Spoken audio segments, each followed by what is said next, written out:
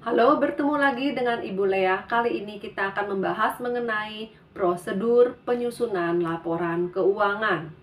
Laporan keuangan merupakan informasi keuangan perusahaan dalam suatu periode tertentu. Laporan keuangan menggambarkan kinerja perusahaan. Untuk laporan laba rugi, laba bersih atau rugi bersih dihitung dengan mengurangkan pendapatan usaha dengan beban-beban yang terjadi. Untuk laporan perubahan modal, menyusun laporan perubahan modal diperlukan informasi laba bersih yang diperoleh dari laporan laba rugi. Jadi, laporan perubahan modal dibuat setelah laporan laba rugi selesai. Modal akhir dihitung dengan menjumlahkan modal awal saldonya dengan investasi tambahan dan menjumlahkan laba bersih atau mengurangkan rugi bersih. Selain itu juga dikurangi dengan prive jika ada. Neraca. Neraca melaporkan mengenai harta, utang, dan modal. Cara menyusun neraca dengan mengambil data dari saldo akhir buku besar setiap akun.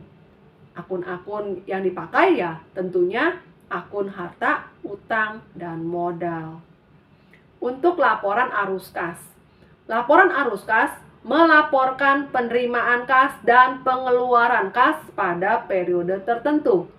Menyusun arus kas dilakukan dengan mengklasifikasikan kegiatan perusahaan yang menyebabkan arus kas masuk dan arus kas keluar.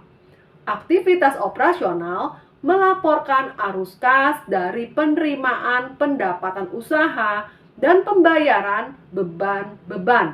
Aktivitas investasi melaporkan kas dari penjualan dan pembelian aktiva tetap seperti tanah, peralatan, dan bangunan.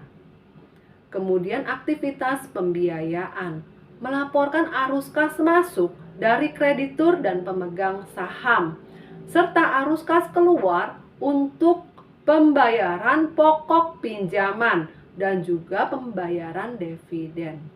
Penyusunan laporan arus kas dilakukan setelah perusahaan menyiapkan laporan laba rugi, laporan perubahan modal, dan neraca.